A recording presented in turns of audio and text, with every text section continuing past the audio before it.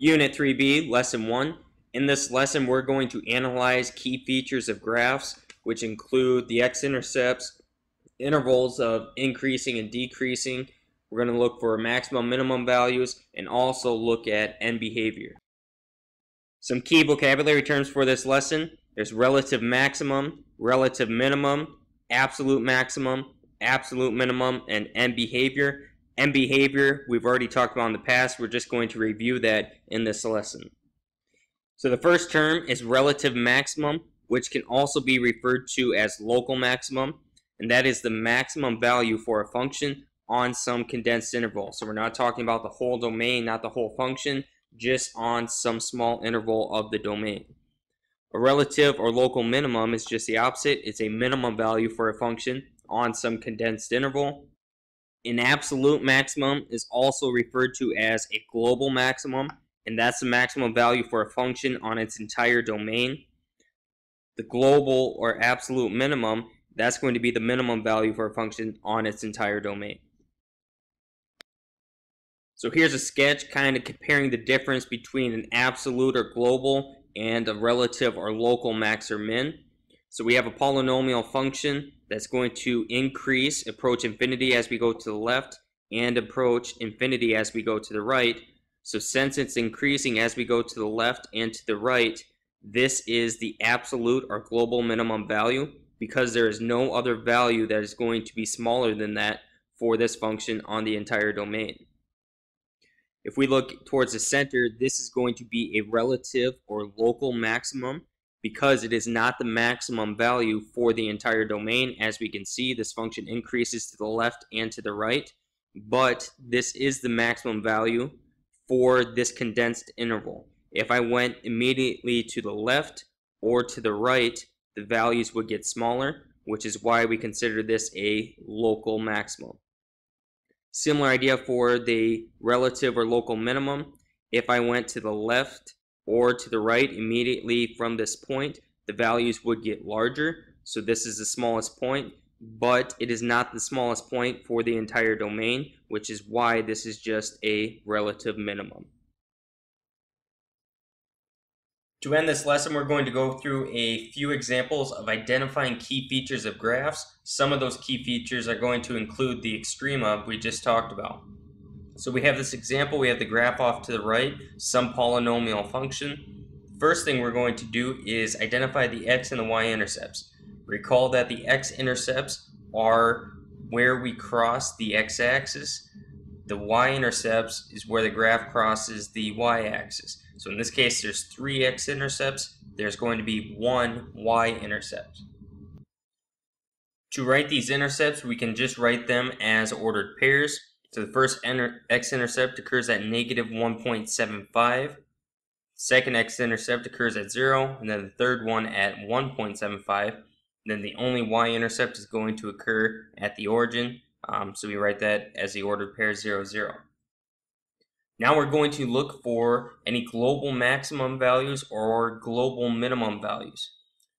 So as I look to the left of my graph, as this goes to the left, this graph is approaching positive infinity. So it's going to go on forever, approach positive infinity. You can never reach infinity. It's a concept, it's an idea, meaning it's going to keep on going.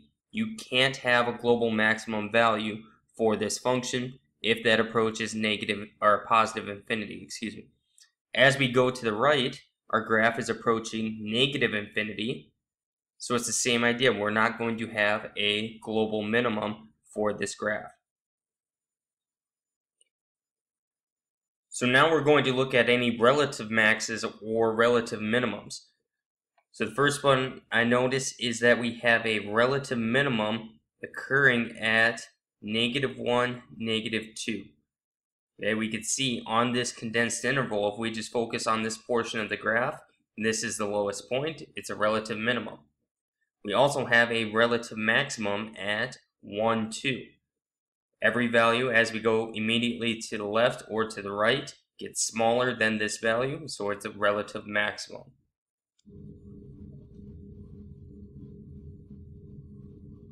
Now we're going to look at intervals where the graph is increasing and intervals where the graph is decreasing.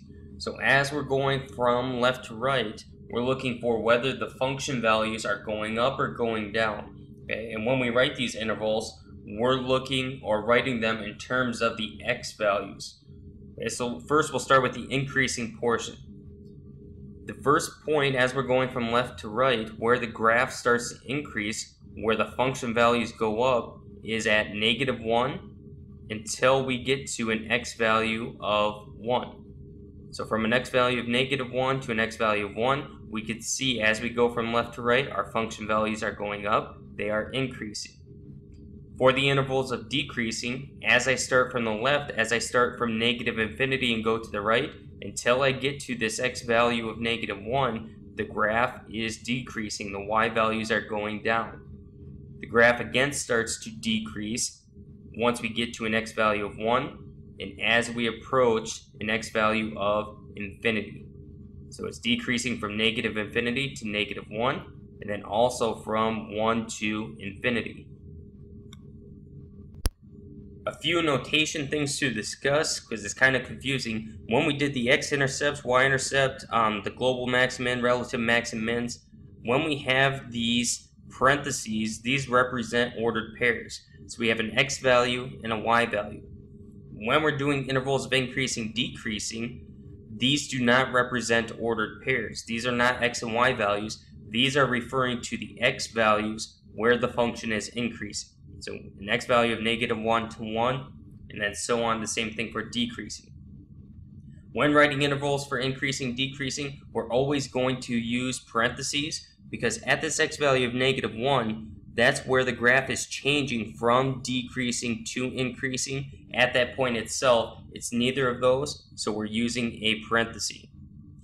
If we have multiple intervals where the function is increasing or decreasing, as we do in this example for decreasing, then we're going to use this symbol. It looks like a U. It's called the union. It means or. So our graph is decreasing on this interval or this interval.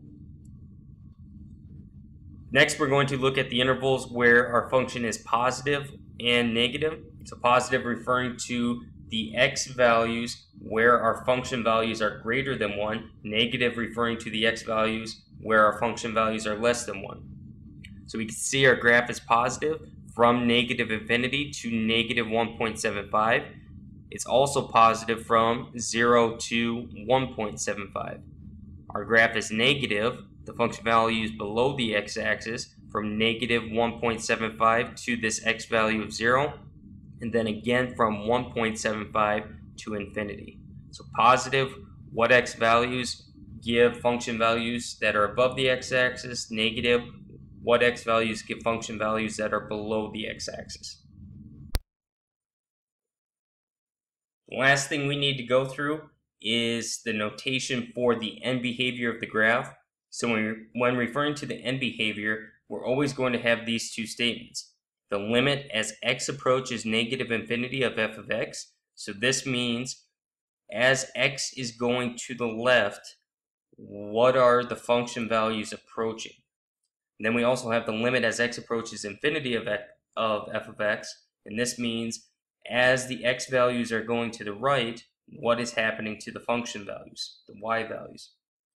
So going back to the first one, as x goes to -infinity, as x is going to the left, we can see our function values are going up. They're approaching positive infinity.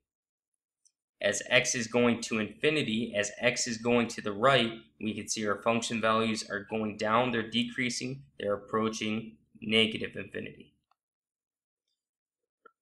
So just to refresh quickly, for the x-intercepts, y-intercepts, global max and mins, relative max and mins, these are going to be ordered pairs, x and y ordered pairs.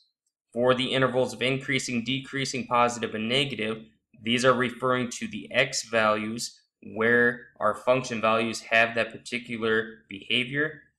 And then for the end behavior, we're always going to have these two limit statements. Then we just have to determine whether they're going to be positive infinity or negative infinity. Now to the second example, doing the same thing, using the graph, trying to identify some of the key features. What I recommend you do is pausing the video now and going through and trying to identify these key features on your own using what I did in the last example. Okay, so try them on your own and then you can watch the video, make corrections if you need to.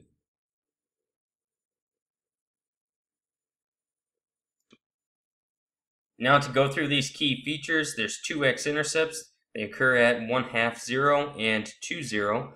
There's one y-intercept. It's kind of hard to determine where it crosses. It appears to me it crosses at a value of 5/2, 2 and 1/2. If you put a value of 3, I would understand. There is no global maximum. We're approaching positive infinity from both as we go to the left and the right, so there's no global max. There is a global minimum at 1, -1. There's a relative maximum at 3, 1. It's the largest point, highest point, immediately to the left and to the right. There's a relative minimum at 4, and it looks like a y value of 1/2. And then for the relative minimum, you see I have an ordered pair in blue, 1, -1. Well, we had that ordered pair earlier for a global min. So this is something you need to understand. If we have a global min, that is also going to be a relative minimum. On this condensed shortened interval, that is the minimum value, which is the definition for a local or relative min. Okay, so it must be both. If we have a global, you're going to have a relative. That does not go the other way. Just because I have a relative minimum at 4, 1/2, that does not imply that there's going to be a global min on that interval. Okay?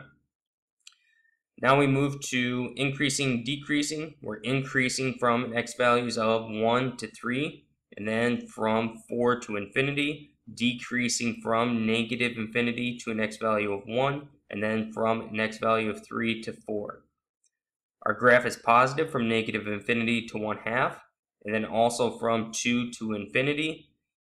It is negative on the interval from 1/2 to 2.